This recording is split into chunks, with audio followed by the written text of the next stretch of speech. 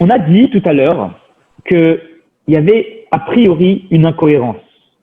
Celui qui est noten zarola molaire, celui qui donne sa descendance à la pratique de molaire, alors s'il donne une partie de sa descendance, il n'est pas passible, il est passible effectivement de lapidation ou de retranchement. Par contre, celui qui donne toute sa descendance, il n'est pas tour, il est exempté. Vous allez me dire, c'est un problème. Si déjà quelqu'un qui donne une partie, on va lui donner ses punitions de lapidation ou de retranchement en fonction s'il a eu une prévention ou pas une prévention, s'il y avait les témoins, s'il n'y avait pas les témoins. Mais s'il donne une partie, il est condamnable. Combien plus s'il donne tous ses enfants? Alors mes chers amis, sachez que chaque chose que nous étudions, elle a un lien avec le temps que nous vivons. Et si ce sujet-là, ce chapitre-là de Maïmonide, nous sommes en train de l'aborder Erev Shabbat Shoftim, la veille de Shabbat Shoftim, c'est parce qu'il y a un lien avec la paracha de Shoftim. Dans la paracha de Shoftim, il y a un sujet similaire avec des condamnations similaires, condamnations de lapidation, condamnations de retranchement qui sont abordées à propos du faux prophète. Et cette problématique, cette question que nous nous posons ce soir dans le chapitre de Maïmonide de ce soir, est également une problématique abordée par le Rabbi dans le volume 29 de l'Ikutei Sichot à propos de quelque chose qui concerne notre paracha. Vous savez, dans notre paracha, il est écrit à propos de la personne, d'accord, à propos des différentes condamnations que nous avons évoquées, que si on amène un coupable devant le tribunal rabbinique, le grand Sanhédrin, 71 membres, et que tout de suite ils disent « coupable », cette personne sera acquittée. Pourquoi? Parce qu'on ne peut jamais condamner une personne sur le moment. Il faut toujours attendre avant de prononcer la condamnation le lendemain. Et puisqu'ils l'ont tout de suite condamné, alors ça ne servira à rien de leur laisser la nuit parce que de toutes les façons, ils ont déjà l'exécution de la condamnation dans la tête. La nuit ne servira à rien. Donc ils ne pourront pas avoir la nuit en quelque sorte pour réfléchir avant de prononcer la condamnation. Donc la condamnation, elle est biaisée. Il y a un vice de forme. Et à ce moment-là, on ne va pas condamner du tout la personne. Il sera acquitté. Le Beit Din ne pourra pas prononcer de sentence. Alors, le Rabbi pose la question et dit, ça marche comment? Déjà, premièrement, on a affaire à des grands tzadikim. Ceux qui faisaient partie du tribunal, des 71 personnes, c'était des gens qui étaient puissants, des grands tzadikim. Comment ils ont pu à ce point-là en arriver? Ils connaissaient très bien la loi qu'il fallait attendre la nuit. Comment est-ce possible que tout de suite une personne arrive et dise coupable? C'est pas possible. On a affaire à des gens pieux, des gens qui connaissent la halakha, qui connaissent la loi. Comment sont-ils arrivés à prononcer la condamnation comme ça, de suite? Comment ils sont tombés dans le panneau du vice de procédure aussi facilement? C'est bizarre. D'autant plus qu'on peut poser une deuxième question. Si cette personne, il prononce tout de suite la condamnation de coupable, c'est que certainement, cette personne, elle a fait une faute qui est très grave. Sinon, jamais il dirait coupable comme ça.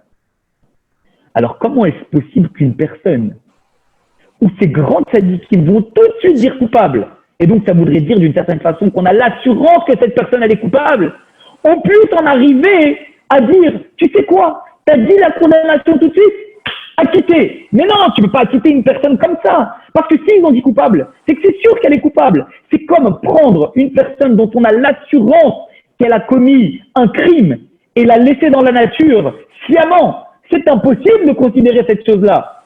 Comment peut-on en arriver à dire qu'elle va être acquittée? Alors, pour expliquer ça, le Rabbi nous cite le Talmud en nous disant que, d'une certaine façon, il ne faut pas oublier quelque chose. C'est qu'il y a deux types de condamnations. Le premier type de condamnation, c'est les condamnations prononcées par le Beit Din, par le tribunal rabbinique. Ça peut être la lapidation, ça peut être la strangulation, ça peut être le glaive. Ces peines-là, ces peines qui sont pratiquées par le tribunal, ce sont des peines qui sont directement dites et prononcées par les hommes, le Beit Din en bas. Il y a d'autres types de peines. Il y a les peines qui sont prononcées par Akadosh Baruch Hu. il y a la peine de retranchement que nous avons évoquée tout à l'heure, et il y a la peine de mitabi des shamaïm, la peine que la mort va venir du ciel. L'Admour Hazaken dans le Tanya explique la différence, et il nous dit qu'en fait, la différence qu'il y a entre les deux, c'est qu'en fait, une personne qui est condamnée par la peine de retranchement ne vivra pas plus que 50 ans. Par contre, une personne qui est condamnée par mitabi des shamaïm, elle ne vivra pas plus que 60 ans. Maïmonide, dans Ilchot Tshuva, que nous allons aborder dans pas très longtemps, il explique cela. Et il nous dit en fait, il y a une différence, même si ces deux peines, retranchement et la peine du ciel, sont prononcées toutes les deux par Akadosh Baruch Hu et pas par le tribunal en bas, il y a une différence entre les deux. En vérité, la peine de retranchement, c'est pas une peine de mise à mort prononcée par le ciel. C'est qu'en fait, oui, il ne va pas vivre plus que 50 ans. Et quand il va mourir, sa peine ne viendra pas expier la faute qu'il a commise. Et donc, quand il va monter en haut, on ne pourra pas considérer qu'il a été absous de ses fautes et il n'aura pas le droit au monde futur. Il n'aura pas le droit à sa part en haut. Il aura perdu. Ça, c'est la peine de retranchement. Par contre, mitabi des shamaïm, la peine prononcée par le ciel, est une peine où Dieu va effectivement le condamner à mort. Et dans un moment que Dieu choisira opportun, avant ses 60 ans, eh bien, il en viendra à mourir. Et c'est ça qu'on appelle mitabi des shamaïm. Pourquoi le rabbi nous explique cela? Parce que le rabbi tient à nous expliquer en fait que dans les peines prononcées par le tribunal en bas, à chaque fois qu'on condamne quelqu'un à la lapidation, ou qu'on condamne quelqu'un qui nous en préserve à la strangulation, c'est pas qu'on le condamne et quand il va monter en haut, double peine, le guéhinnom, l'enfer, non. Le fait qu'il a été condamné par une peine en bas, ça même, ça va venir expier sa faute. Et donc quand il va monter en haut, il va être blanc, et il va pouvoir bénéficier de sa part en haut. Voilà pourquoi, dans notre cas des tzadikim, ils disent tout de suite coupable. Pourquoi? Parce que bien sûr, ils savent très bien que c'est très grave. Mais le problème, il est que si ils faisaient en sorte de respecter la procédure telle qu'elle aurait dû être, au final, ils auraient dû le condamner à une peine prononcée par le tribunal en bas. Et s'ils prononcent une peine par le tribunal en bas, alors à ce moment-là, on va effectivement le tuer. Mais il va être absous de ses fautes quand il va monter en haut. Sauf que le tribunal, il considère que la faute de cette personne, elle est tellement grave qu'il n'est pas possible qu'une punition prononcée par en bas va venir expier sa faute. Et donc, il préfère utiliser le vice de procédure en disant tout de suite coupable. Comme ça, ils ne pourront pas le condamner. Il sera certes acquitté par le tribunal en bas, mais il sera condamné de la peine de retranchement par Akadosh Baruch Hu. Et à ce moment-là, c'est Dieu qui s'occupera de sa faute. Ce qui veut dire que lorsqu'il y a une extrême gravité, alors à ce moment-là, le tribunal en bas préfère que ce soit Dieu qui s'occupe de la condamnation, parce que eux pensent qu'une peine en bas ne peut pas venir expier tellement la faute est grave. Revenons maintenant à notre sujet concernant Moller. Le rabbi donne l'exemple dans le discours chassidique des Edim Zomemim. Vous savez, imaginez que des personnes viennent témoigner comme quoi Shimon a commis une faute. Le problème, c'est que quand ils viennent témoigner et que Shimon a commis une faute, Shimon va être condamné. Ok. Imaginez maintenant que surgit après cette condamnation une personne et qui dit « Oh, vous deux là, vous êtes en train de condamner Shimon, mais vous ne pouvez pas le condamner, pourquoi? Parce que vous êtes en train de dire que vous étiez à Marrakech avec lui quand il a commis telle faute. Mais c'est pas possible. Parce à Paris. Donc comment pouvez-vous dire que vous étiez à Marrakech avec lui alors que vous étiez à Paris avec nous? La Torah dit tu vas le condamner sur la condamnation qu'ils ont voulu appliquer à cet homme-là. Ce qui veut dire que si cet homme-là était condamné à une chose, eux, ils ont voulu mentir sur leur témoignage, tu vas leur appliquer la même peine que eux ont cherché à témoigner sur telle et telle personne. Ce rabbi nous rappelle quelque chose en citant Rambam, il nous dit attention, il ne faut pas oublier quelque chose. Si cette personne-là qu'ils ont cherché à condamner était condamnée à Malkout, au coup, alors effectivement, eux, ils ont voulu mentir. Alors tu vas leur appliquer la même peine qu'ils ont voulu appliquer à lui. Tu vas aussi les frapper. Par contre, si la condamnation de cette personne-là, c'était une condamnation à mort, ça veut dire qu'ils ont témoigné à propos de quelqu'un et que malheureusement il a été condamné à mort, alors eux, tu ne vas pas les tuer. Quoi?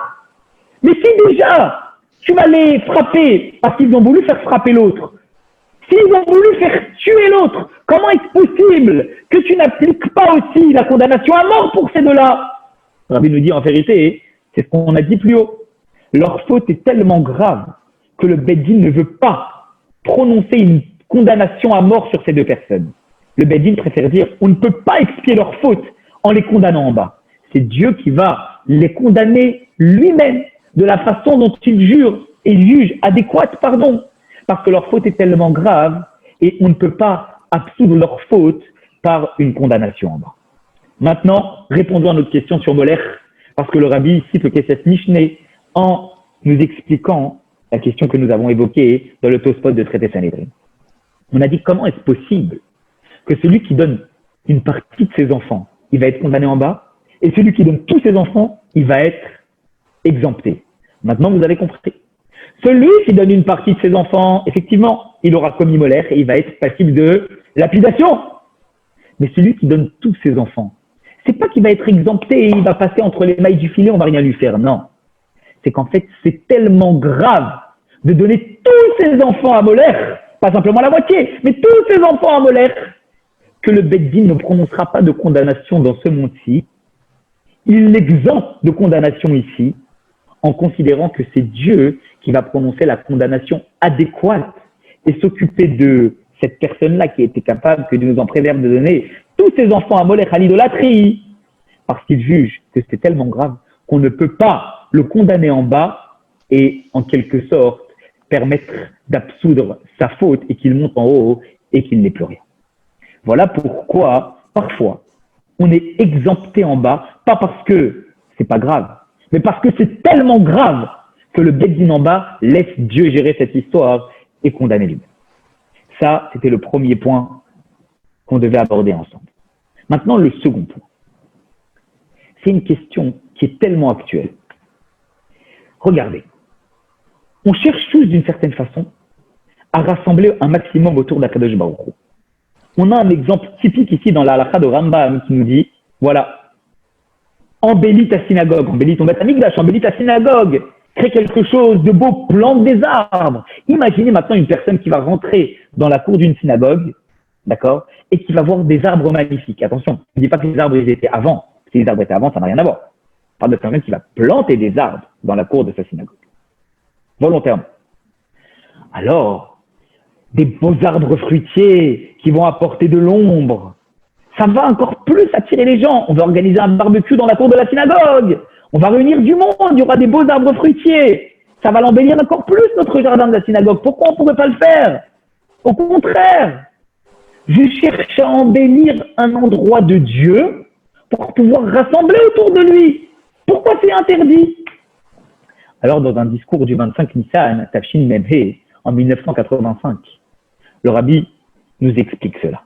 Et il nous dit, le même problème qu'on a avec l'arbre qui vient embellir, eh bien, on a exactement le même problème à propos d'une matseva, la stèle. Vous savez que la stèle, le premier à avoir pris la stèle comme un élément en l'honneur de Dieu, c'est pas les païens, c'est les patriarches. Dans la Torah, à plusieurs reprises, c'est marqué que les patriarches, ils ont été Mekim Matseva, ils ont fait une Matseva, ils ont fait une stèle. Alors pourquoi aujourd'hui on ne pourrait pas le faire? Les patriarches, les premiers l'ont fait. Le Rabbi nous dit attention, attention. Il faut savoir quelque chose. Peut-être que quelque chose à l'origine a été utilisé pour réunir autour de Dieu. Et qu'ils en ont fait quelque chose qui est cher à leurs yeux, à ce moment-là, cela devient complètement interdit et, je dirais, dégoûtant aux yeux de Dieu, à tel point que même si avant c'était quelque chose qui était honorable aux yeux de Dieu, cette chose-là, puisqu'elle a été récupérée par les idolâtres, eh bien, elle devient complètement interdite après. La matzeva, la stèle, bien sûr que les patriarches l'ont utilisée en l'honneur de Dieu, et puisque les idolâtres, les païens, ils l'ont prise à des fins d'idolâtrie, ça devient interdit. Mais c'était agréable aux yeux de Dieu, oui. Mais aujourd'hui, ça a été récupéré par les païens et c'est pas agréable du tout. Au contraire, ça devient quelque chose qui est maousse, qui est dégoûtant pour Dieu. Et donc, nous ne devons pas le faire. L'arbre, c'est la même chose. Parfois, on a tendance à penser et à se dire que tous les moyens sont bons pour rassembler autour d'Akadosh Baruch Hu. Je vais planter un arbre, je vais faire telle ou telle chose qui va rassembler.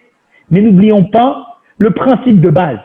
Bien sûr qu'on peut utiliser toutes sortes de moyens pour rassembler autour de Dieu, à condition que ces moyens soient en accord avec le code de la loi juive, avec le Shulchan Aruch, et à condition que ces moyens ne sont pas devenus dégoûtants pour Dieu. Tu penses que l'arbre, ça va réunir, ça va embellir?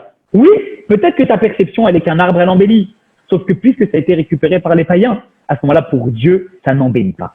Et on ne peut pas utiliser des moyens qui ont été récupérés par la Goïshkeit, par le monde païen, ou le monde même d'aujourd'hui qui en ont fait quelque chose de moderne et de beau qui peut frôler la limite avec le code de la loi juive en se disant « Mais attends, ça peut rassembler, regarde, c'est sympa de faire ci, de faire ça. » Attention, si c'est contraire aux préceptes de la loi d'Akadosh Baruch Hu, c'est quelque chose qui est dégoûtant pour Dieu. Et ces moyens-là, même si tu penses les utiliser à bon escient pour réunir autour de Dieu, eh bien, ça ne sert à rien. C'est comme celui qui vole aux pauvres, qui vole aux riches pour donner aux pauvres. Tu crois que tu as fait quelque chose de bien? Non, tu as fait une avéra pour faire une mitzvah. Ça ne marche pas. Celui qui pense que pour faire une mitzvah, pour rassembler autour de Dieu, il va pouvoir faire quelque chose que Dieu n'aime pas, ça ne sert à rien. Et dans le monde aujourd'hui, on a affaire à cette problématique. Parce qu'on a de plus en plus de personnes qui pensent par ignorance que tous les moyens sont bons pour rassembler autour de Dieu. Eh bien non. Avant d'utiliser un moyen pour rassembler autour de Dieu, il faut bien vérifier que ce moyen-là soit en accord avec le code de la loi juive, avec le Shulchan Aruch. Après cela, si tu vas l'utiliser, que tu vas réunir, tu auras la bénédiction. Tu auras fait comme Dieu il veut. Mais si, que Dieu nous en préserve, tu ne respectes pas cette unité, alors pas simplement tu n'auras pas fait plaisir à Dieu, tu auras utilisé quelque chose qui est maouf, qui dégoûte à Kadosh Baruch. Voilà pourquoi l'arbre n'est pas bon pour embellir une synagogue. Parce que puisqu'il est devenu quelque chose de dégoûtant, parce que c'est une pratique idolâtre, même si ça peut réunir, c'est pas un bon moyen de décoration autour de Dieu, parce que Dieu, ça le dégoûte qu'on utilise quelque chose qui a servi à une pratique idolâtre. Voilà, mes amis, les points que je souhaitais aborder avec vous. Je vous laisse maintenant la parole pour vos différentes questions. Si, évidemment. Avec David. S'il n'y a pas de questions, alors à ce moment-là, Kaldi, tu as une question? Non, je te dis Shabbat Shalom Matos. Alors, Shabbat Shalom. J'avais oui. Juste, Rav David, Oui, là, tu viens de répondre à ma première question sur le Rabbi, mais je voulais ajouter, est-ce que le triptyque des trois tzadikim si performants et si instructifs, c'est-à-dire le Baal Shem Tov, le Magid de Mezrich et le Baal Tanya, ils ont donné un avis là-dessus? Ouais, est-ce que c'est le Rabbi a tiré son avis sur les arbres d'eux, ou est-ce que eux ils avaient un autre avis, à ton avis? Alors, c'est une question qui est sur l'histoire de la Chassidoute. Donc, on ne va pas s'épancher longuement dessus, mais en quelques mots, je vais essayer de te donner une réponse. Le Rabbi, chaque Rabbi, c'est-à-dire en partant de l'Admour Azaken, l'Admour Haïm Tsaï, si tu veux remonter le Baal Shem Tov, le Magid de Mezrich et l'Admour Azaken qui était leur élève, à chacun amené des chidushim, d'accord, des explications sur le sens simple de la Torah, et ils les ont expliquées avec la Chassidoute. Le Rabbi est le 7e à être venu. le 7e rabbi, quand le rabbi vient et nous donne une explication, c'est pas juste qu'il donne un récapitulatif de ce qui a pu se dire dans le passé. C'est qu'il vient apporter une explication chassidique qui est non seulement basée sur le sens simple du verset, mais sur le sens peut-être commenté, pour pouvoir, grâce au sens ésotérique, réussir à donner une explication qui va nous permettre d'en tirer un enseignement au jour d'aujourd'hui. Et c'est exactement ce que le rabbi a fait.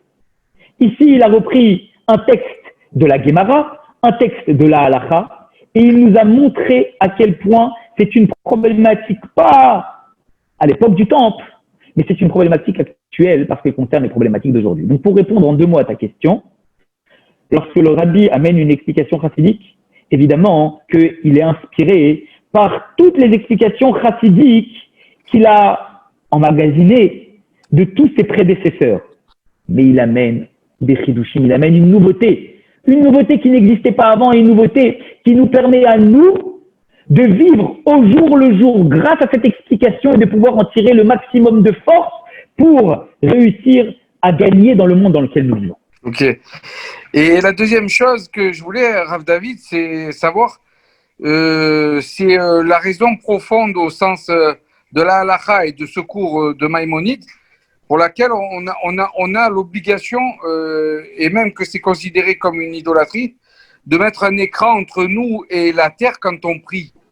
Comment ça se fait que la terre, qui est dans un certain sens si proche d'Hachem, puisque ça fait partie des premières choses qu'il a créées, et comment ça se fait qu'en même temps, on est en faute si on touche la terre au moment où on prie? Très bien. Alors, tu vois, Richard, sans le vouloir, par les problématiques qu'on a abordées juste avant, les questions, on a en fait répondu aussi un petit peu à ta question. Mais je vais préciser quand même quelque chose. Vous vous rappelez, aussi dans le petit mot que j'ai envoyé en message vocal, il y a une question qui a été posée. J'avais dit, imaginez qu'il fait chaud et que je me trouve dans les Ezrat Nashim, dans l'endroit des femmes, et j'ai envie de savoir est-ce que je peux m'allonger sur le sol. Alors, la réponse est non. Pourquoi? Parce que je ne peux pas m'allonger sur le sol d'une synagogue, pas simplement dans la problématique du respect de la synagogue, ça c'est une évidence. Mais le problème est de s'allonger complètement, tendre les bras et les pieds sur de la pierre. Maintenant, pour revenir à ta question, tu me dis la pierre, c'est l'élément fondamental créé par Dieu. Donc, puisque c'est l'élément fondamental créé par Dieu, comment est-ce possible de ne pas pouvoir se prosterner? Eh bien, c'est clair, Richard. La pierre est l'élément fondamental, comme la stèle était l'élément avec lequel les patriarches ont voué quelque chose à Kadosh Baruch Hu. Mais puisqu'après la pierre taillée, elle a été utilisée pour faire de l'idolâtrie, cela devient dégoûtant. Alors oui, la pierre en soi, bien sûr que c'est quelque chose de fondamental. C'est l'élément basique de la matière. Mais les idolâtres, ils l'ont pris et ils l'ont utilisé pour le mauvais. À partir de là, c'est devenu quelque chose qui est devenu interdit pour nous. Ok, merci. Mais Simcha, avec plaisir. Je suis toujours étonné du Maïmonide des détails très précis qu'il développe chaque fois qu'il y a une loi. Et en particulier ce soir, par exemple, sur le fait de la personne qui s'allonge par terre, et les jambes écartées, les bras écartés, à même le sol, etc. On a tout un ensemble de détails qui sont donnés pour arriver au verdict ensuite. Est-ce qu'il n'est pas déjà trop tard quand on arrive à ce stade? Parce que je pense que la personne qui se prosterne, qui s'allonge par terre, etc., elle est déjà pas perdue, enfin si, perdue peut-être déjà mentalement, elle est déjà dans l'idolâtrie. Pourquoi attendre qu'on ait tous ces détails pour arriver au verdict? Alors, tu vois, je n'ai pas vraiment saisi la question. Ouais, alors, oui. je vais le dire avec mots, vous allez me dire si c'est ça que vous voulez savoir. Vous êtes en train de me demander comment est-ce possible qu'une personne, d'accord, alors, en fait, j'ai l'impression qu'il y a deux choses. Vous me dites comment ça se fait que Maïmonide donne autant de détails, d'accord? Oui. Et d'une certaine façon, vous êtes en train de me dire, si une personne, elle est déjà par terre, c'est qu'elle est déjà perdue, à quoi ça sert de donner autant de détails? C'est ça que vous êtes en train de me demander ou c'est pas ça? Si c'est ça, c'est à peu près ça. C'est pourquoi on ne peut pas intervenir avant qu'elle arrive à ce stade, par exemple, pour lui éviter la lipidation, ou alors elle est déjà perdue, on ne peut plus rien faire.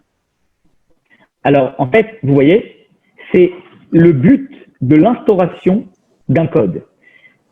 Aujourd'hui, on voit Maïmonide, et plus tard le Shulchan Aruch, comme étant un code qu'on découvre au jour le jour, alors que nous vivons déjà dans la vie. Mais il ne faut pas oublier que quand la Torah elle a été donnée à Moïse sur le mont Sinaï, toute la transmission orale, d'accord, et toutes ces explications que Maïmonide après a récupérées et qui est issue de toutes les discussions talmudiques et qui plus tard sera également utilisée et réunie par le Shulchan Aruch, par le Tour et ensuite par le Shulchan Aruch, ce sont des choses qui existaient déjà à la base. Ce qui veut dire que quand le peuple juif a reçu la Torah écrite, ils ont aussi reçu tous ces détails de loi, d'accord, qui ont été enseignés par transmission orale à Moïse.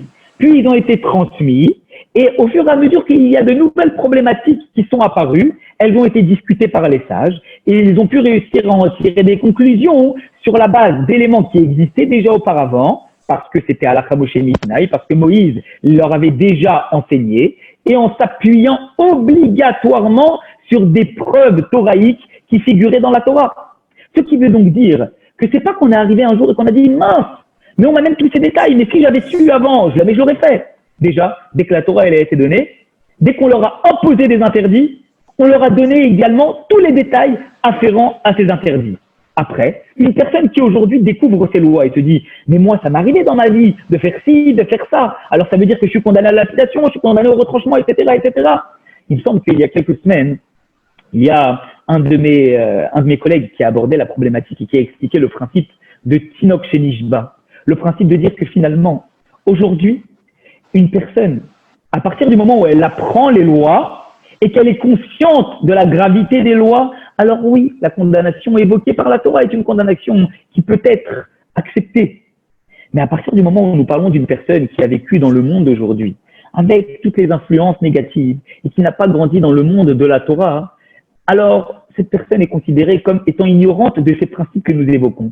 Et même si dans le passé, alors qu'elle ne savait pas le détail de ces lois, ça a pu lui arriver de tomber par-ci ou par-là, Dieu ne va aucunement la condamner parce qu'elle ne savait pas. Elle est considérée comme ayant fait quelque chose de façon totalement involontaire. Maintenant, à partir du moment où elle sait, elle a le devoir de les respecter. Ce qui veut dire que tout ce qu'on avait abordé avant, aujourd'hui, ou des choses qui ont pu être commises, eh bien, on ne peut pas nous en vouloir parce qu'on ne le savait pas et parce qu'on n'a pas réellement grandi dans un monde de Torah où il n'y a que des gens de Torah qui nous entourent. Mais à partir du moment où on est conscient, il faut s'efforcer au maximum de respecter les choses de la Torah parce que maintenant nous connaissons. Alors puisque nous connaissons, alors il faut appliquer. Il y a des gens, j'en profite pour dire un point qui est important. Ça arrive parfois des gens qui vous disent un cours de halakha, un cours de loi. Non, moi je veux pas. Pourquoi? Pourquoi tu veux pas?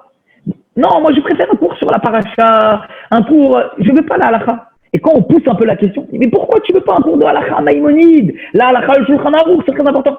Alors au fond des choses, il donne un petit peu de ce qu'il a dans le cœur et il dit, je vais te dire la vérité. Je veux pas la halakha parce que je préfère rester dans l'ignorance et j'ai pas envie de connaître. Tant que je connais pas, on va m'en vouloir. Mais dès que je connais, dès que tu vas m'enseigner la halakha, c'est fini. Je peux plus rien dire parce que maintenant je connais. Donc, je préfère rester toute ma vie dans l'ignorance de cette chose. Alors, il faut savoir quelque chose, mes amis. Tout est Ashgacha pratique, tout est providence divine. Une personne, elle peut évoquer l'ignorance si elle n'a jamais eu l'occasion de pouvoir apprendre cette loi d'un tel cadre-là. Mais s'il y a un emtsaï, un intermédiaire, un rab ou quelqu'un qui est venu l'encourager à apprendre telle ou telle loi, et que volontairement il a dit « moi, j'ai pas envie de l'apprendre », il est considéré comme s'il connaissait. Parce que c'est comme si que Dieu il a envoyé une bouée de sauvetage à quelqu'un qui est en train de se noyer, et quand il monte en haut, il dit « mais Dieu, tu m'as pas sauvé, je t'ai envoyé un bateau, je t'ai envoyé un hélicoptère, je t'ai envoyé une bouée, t'as pas utilisé, qu'est-ce que tu veux? Je t'ai envoyé tous les moyens possibles pour pouvoir te sauver, t'as pas voulu. » Si Dieu il a envoyé aussi un rab t'apprendre la halakha ou te proposer d'étudier la halakha, c'est parce qu'il estime qu'est venu le moment que tu connaisses. Mais si tu ne veux pas saisir cette bouée qu'il t'envoie, alors à ce moment-là, tu prends tes responsabilités. Voilà mes amis. Est-ce qu'il y a d'autres questions? Alors, sur ce, je vous souhaite une très bonne soirée. Dès demain, le shiur portera sur aussi quelque chose de très intéressant, les différentes formes idolâtres qu'il peut y avoir sur les différents objets et comment chasser complètement l'idolâtrie. Qu'est-ce qui est appelé une forme idolâtre sur un objet? On a le droit de l'avoir, on n'a pas le droit de l'avoir. Mais tout ça, je laisse à mon collègue l'aborder avec vous demain. Et sur ce, je vous souhaite un grand Shabbat Shalom et que des bonnes nouvelles pour tout le monde.